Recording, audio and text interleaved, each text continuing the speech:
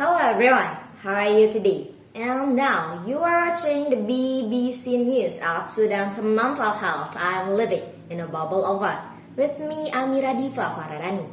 More than 15% of students say their mental health declined since the COVID pandemic began, says a survey for the National Union of Students and US. Many of the 4,241 students surveyed in November say they have suffered stress, loneliness, anxiety, and depression.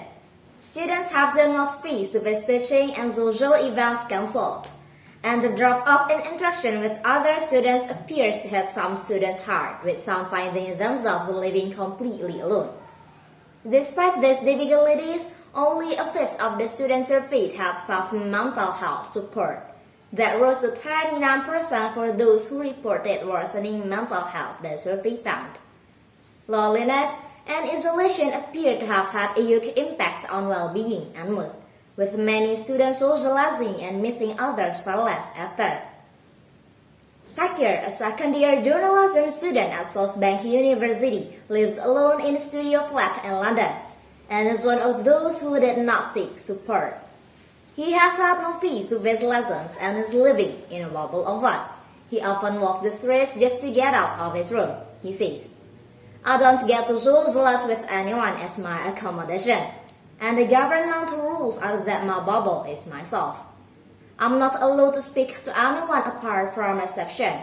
If I'm collecting a parcel, and I'm not allowed to socialize with any of my neighbors. Sakir described himself as having zero motivation, a common symptom of depression. On the bad days, usually I'll just stay in bed, stay under the covers, and just sleep as I scroll through my phone on Twitter or Instagram, whatever it is, and then just go back to sleep. He adds, I think at its worst it's been like 3 days of just lights out, blinds down, and just the only time I ever leave bed is to go to the bathroom. But he feels shit, as he had been expecting in-person teaching once a week. A Southbank University spokesman said almost all of its courses had face-to-face teaching, and it was made clear at the start of the year if that was not happening.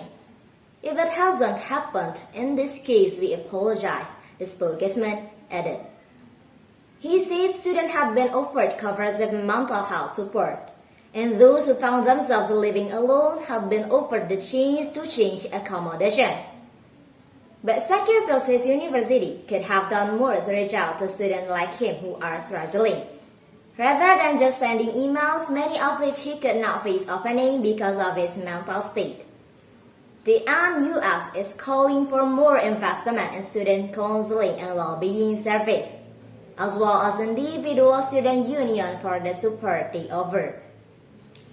And that's all for today's BBC News. Once again, I am Amira Diva Fararani, and I am delivering news from student mental health. I'm living in a bubble of one.